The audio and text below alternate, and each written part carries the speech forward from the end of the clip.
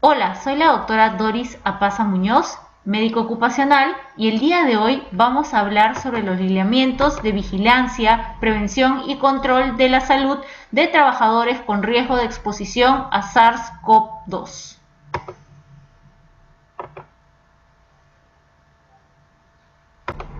Esta resolución fue promulgada el 27 de noviembre del 2020, es la resolución 972, que es la que actualmente nos rige.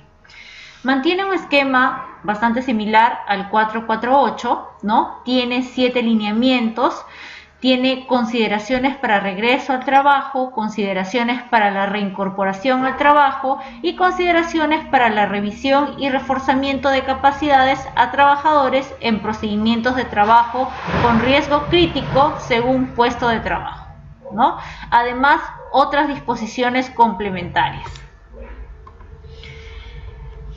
Entre las definiciones más importantes tenemos lo que es un caso sospechoso, ¿no? Tenemos principalmente que es un paciente con síntomas de infección respiratoria que presenta tos, dolor de garganta y además uno de los siguientes signos o síntomas: malestar general, fiebre, cefalea, congestión nasal, diarrea, dificultad para respirar, signo de alarma, pérdida de gusto, ageusia, pérdida del olfato o anosmia. Entonces, o también un paciente con infección respiratoria aguda grave con una temperatura mayor o igual de 38 grados y tos, con inicio en los últimos 10 días y que requiera hospitalización.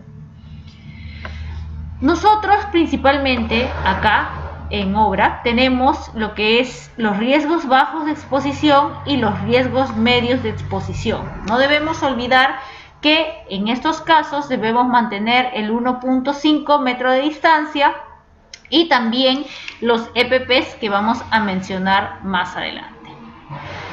Lineamiento 1. Limpieza y desinfección de los centros de trabajo. No olvidar que tenemos que realizar la limpieza de herramientas, equipos, vehículos, entre otras superficies inertes, con la metodología de procedimientos adecuados. Por eso es que nosotros realizamos el llenado de las mochilas desinfectantes, ¿no? Y procedemos a realizar la desinfección de dichos equipos, registrándolo de manera adecuada. La periodicidad de la desinfección de los lugares de trabajo es de frecuencia diaria. Lineamiento 2. Evaluación de la condición de salud del trabajador previo al regreso o reincorporación al centro de trabajo. Como ya sabemos, regreso a labores es de la persona que no presentó la enfermedad COVID-19 durante el periodo de aislamiento, ¿no? Y la reincorporación se da principalmente en la persona que presentó la enfermedad, ¿no? Tenemos también que lo que debemos realizar en la evaluación de condición de salud del trabajador previo al regreso o reincorporación, identificar el riesgo de exposición, riesgo bajo, riesgo medio, riesgo alto, riesgo muy alto. Los trabajadores deben completar la ficha sintomatológica, ¿no?, que está estipulada según la norma. Debe realizarse un control de temperatura al momento del ingreso de trabajo. Todo trabajador que cumpla criterio de sospechoso deberá ser manejado según el documento técnico de manejo clínico de casos COVID del Ministerio de Salud.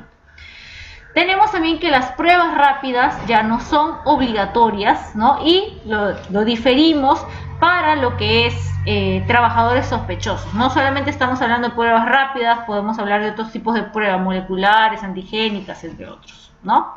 No debemos realizar lo que son las pruebas para el alta, ¿ya? Muy bien. Tenemos, en caso de que tengamos un trabajador sospechoso, debemos derivarlo al Ministerio de Salud para que ahí sea atendido según el documento técnico de prevención, diagnóstico y tratamiento de personas afectadas al COVID-19. Tenemos que, en caso de un sospechoso, debemos identificar los posibles contactos, ¿no? Se debe realizar un seguimiento clínico a distancia, lo que hacemos las llamadas telefónicas, y el alta debe realizarse con la F300. El médico, ¿no?, principalmente evalúa lo que es la parte clínica para poder indicar el alta. No debemos olvidar que la cuarentena es necesaria para poder resguardar su salud e integridad.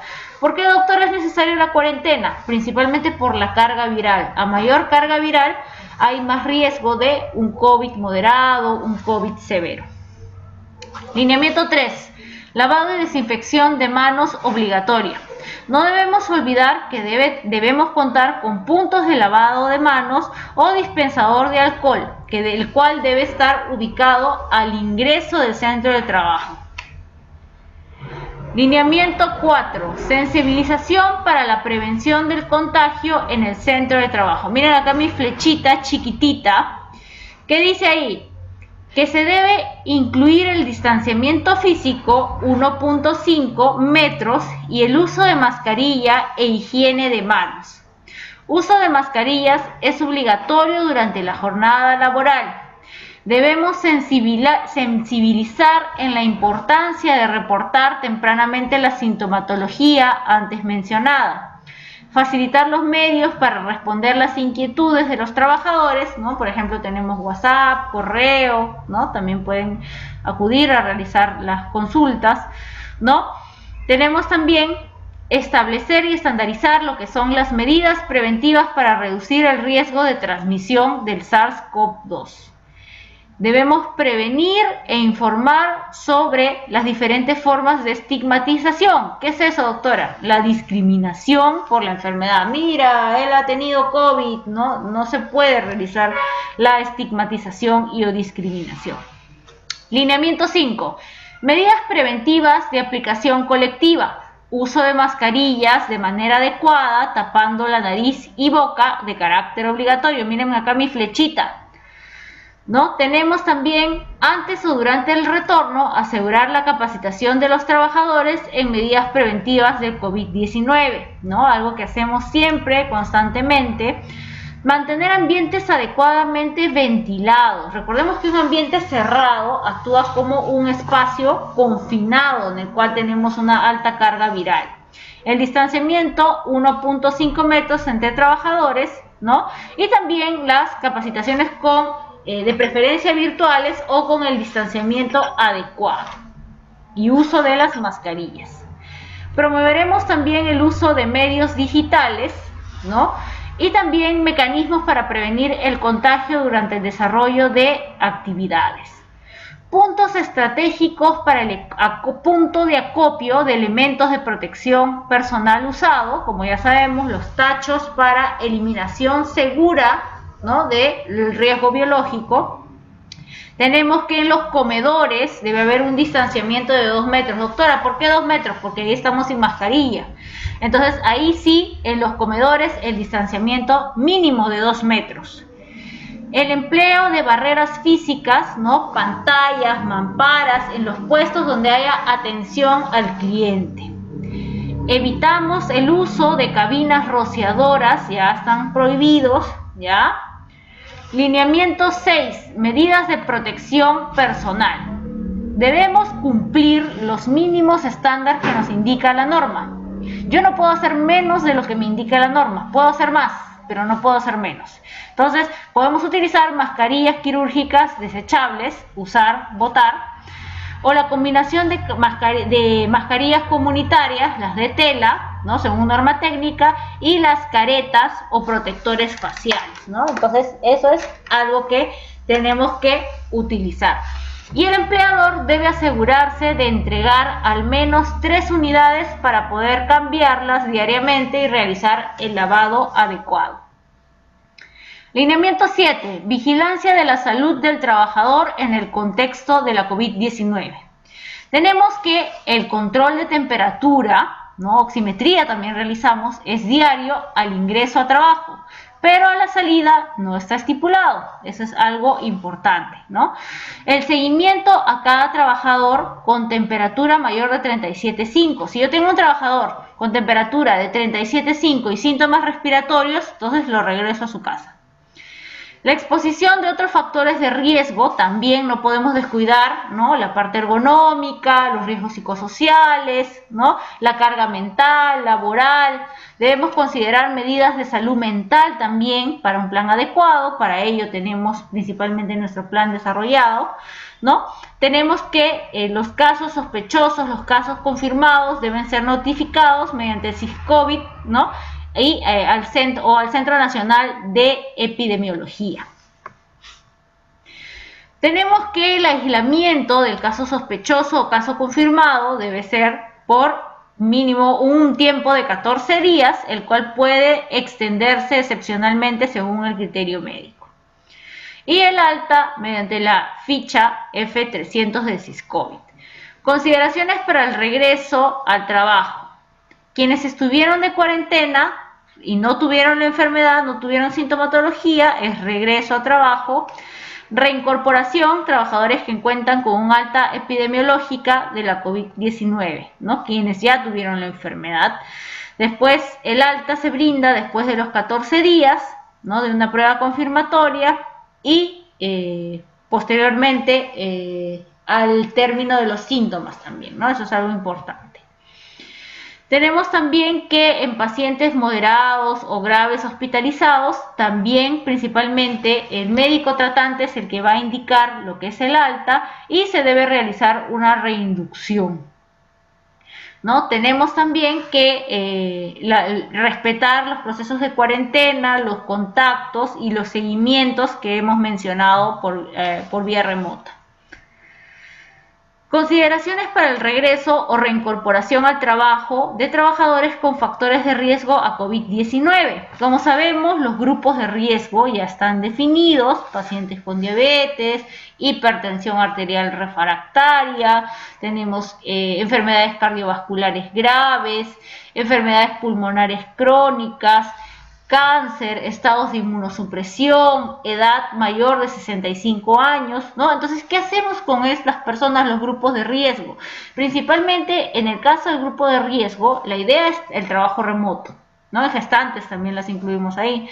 Entonces, sin embargo, de existir o la persona desear trabajar voluntariamente, puede firmar un acta en el cual se deja la constancia de haber recibido la información de todos los riesgos que implica su regreso o su reincorporación. Disposiciones complementarias, ¿no? Que los empleadores deben implementar el plan de vigilancia.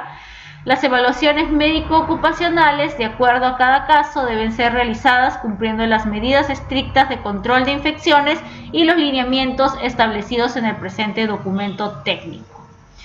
Tenemos también, ¿no?, que durante la vigencia de la emergencia sanitaria, los empleadores que se encuentren operando remotamente deben establecer actividades de vigilancia y monitoreo de la salud integral de sus trabajadores. No por el hecho que haya trabajadores en remoto se les va a descuidar, a ellos también hay que hacer el monitoreo, ¿no? También si son grupos de riesgo, las medidas de higiene, entre otros.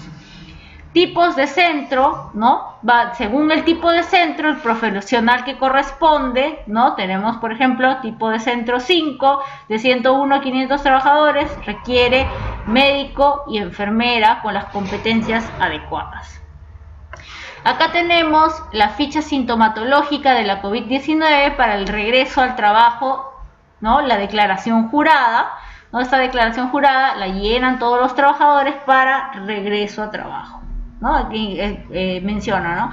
Alza térmica, tos, estornudos, expectoración, entre otros, una declaración jurada. Elementos de protección personal según riesgo de exposición a COVID-19. Acá tenemos principalmente riesgo bajo y riesgo medio. Riesgo bajo. Tenemos uso de mascarilla comunitaria de tela, opcional, también la mascarilla quirúrgica, opcional, ¿no? El respirador FFP2, N95, bueno, eso se deja principalmente para el personal de salud, y la careta, ¿no? Condicional. Riesgo medio, mascarilla comunitaria de tela o mascarilla quirúrgica, y sí o sí se combinan con lo que es las caretas faciales, ¿ya? Que es principalmente según nuestro tipo de riesgo de exposición a COVID-19. Esto por la parte de salud ocupacional, principalmente la lista de chequeo del COVID-19, ¿no? Acá tenemos el modelo que se va a seguir para lo que es el plan de vigilancia, prevención y control del COVID-19, ¿no? Esta es otra lista de chequeo para centros más pequeños, ¿no? Y bueno, principalmente eso es todo lo que el día de hoy les he querido comentar. Es algo que nos va a ayudar para poder tener en claro qué actividades debemos realizar en lo que es nuestro centro de labores. Recordemos que salud ocupacional, seguridad, medio ambiente siempre está con ustedes, vigilantes, y que la salud está en nuestras manos. Chao, hasta una nueva sesión.